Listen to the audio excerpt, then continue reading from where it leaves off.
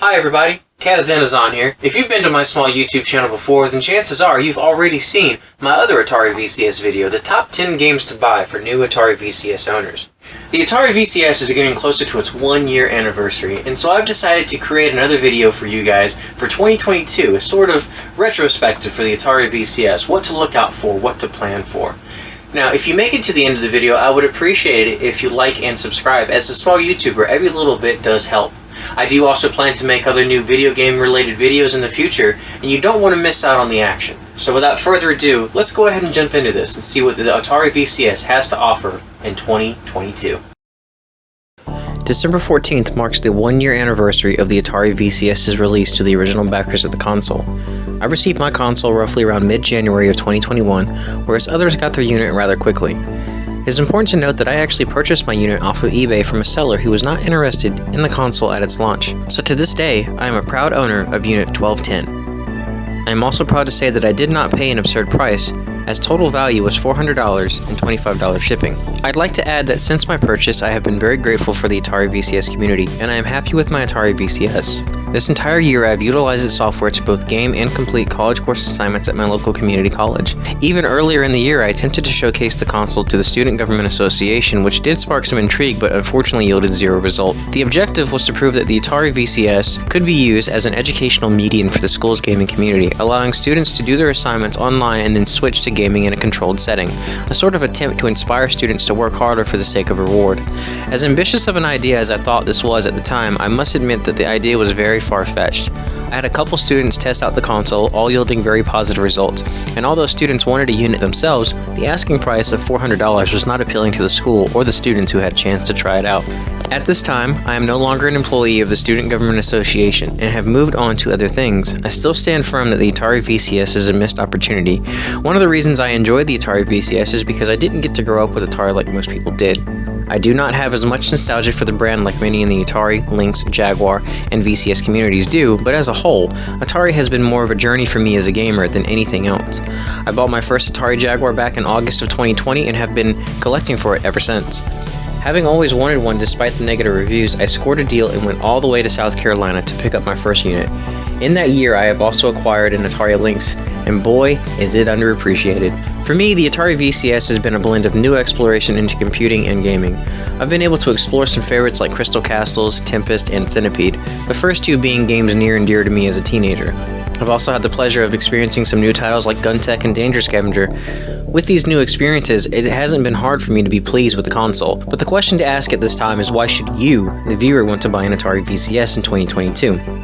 Atari, as a brand, holds some big power within the gaming community, seeing as they're essentially the grandfathers of gaming, the ones who started it all. It goes without saying that Atari made some poor business choices in the past, and these decisions as a whole would inevitably bankrupt the company. Atari would remain a third-party developer for many years, pumping out titles on the Microsoft Xbox under ownership of Infogrames, until finally in 2017, they would go it alone again as Atari SA and launch the concept of what the Atari VCS would later become. During its original announcement, people would compare it to the Ouya or other basic Android boxes, some even believing that Atari had scammed many people. But true to their word, the console exists, and after delay, we finally got it. Atari is not the same company as it once was, and it goes without saying that even though they have a big name, the company itself is not very big. One of the many reasons they do not want to compete with the big three is because, well, really they can't. So instead, they market towards nostalgia and embark on a reimagining of what retro gaming is in today's modern world. The fact that the company has risen from the ashes should speak testament to the name as a whole. If your concern is that your money will be wasted on a useless doorstop like the Ouya, then fear not. Some of the many reasons to buy an Atari VCS in 2022 are as follows. Your money not only supports a small company making its way back into the fray, but you also have a console alternative with a lot of features that separate Atari from the big boys. Let's take a look at what the Atari VCS offers. First off, the Atari VCS is a low-end console PC hybrid with a stock 8GB RAM and 32GB SSD. Expandable RAM in storage is an option, and storing games on an SD card is present. The system runs off of a Linux OS, but is a closed operating system to the average consumer, meaning that, at its core, it's a console, but can be expanded to become a PC. I myself am choosing to run Windows 10 on a 1TB external hard drive for photography and video editing. In fact, I'm using this hard drive to edit this video as we speak. but I use the built-in Chrome extension to do my college assignments on the other hand. Again, you do not need to mod or expand anything when you buy an Atari VCS, but you can if you choose.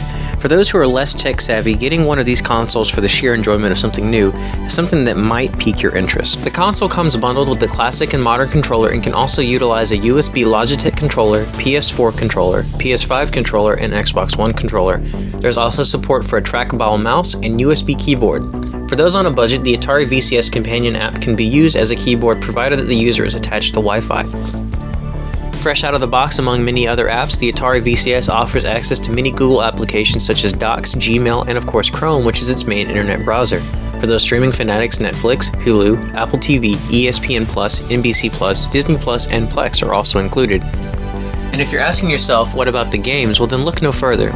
Other gaming services are available as well, like Antstream Arcade, Air Console, xCloud, Google Stadia, and of course Amazon Luna. In the 5 months that have passed since my previous video, Atari has indeed made some big moves towards expanding the Atari company with the launch of their own cryptocurrency known as Atari Token, investing money into Antstream Arcade, and also purchasing Moby Games, one of the leading video game databases of 2021.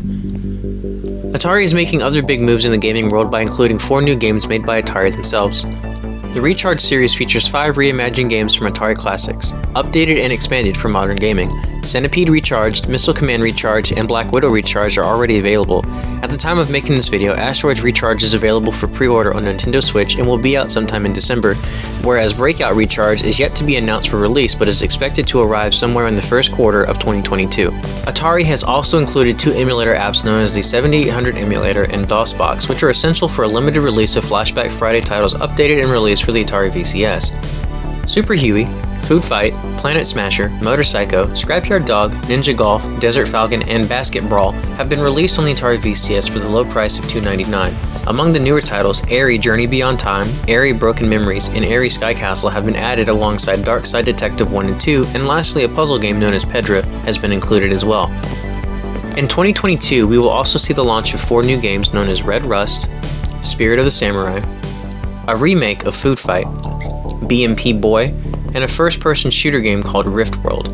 As it currently stands, Unsung Warrior is in development and you can play the demo for free on the Atari VCS as well. The full game is coming sometime in 2022, but the date has yet to be announced. The Atari VCS has proven to be the underdog of 2021, but with better support and better numbers in the market, it can truly achieve some amazing things. Atari is here to stay. You can order your console online at AtariVCS.com or pick one up at Micro Center or order from GameStop.com. My final thoughts on the Atari VCS are pretty much this. It is a decent piece of hardware that is able to achieve some pretty amazing things. I have enjoyed it for the past 12 months and have not looked back since. Yes, I could have bought a PS5 or an Xbox One, but I instead chose the Atari VCS because I saw its potential. A company that has gone through hell and back just to boldly give the market another try?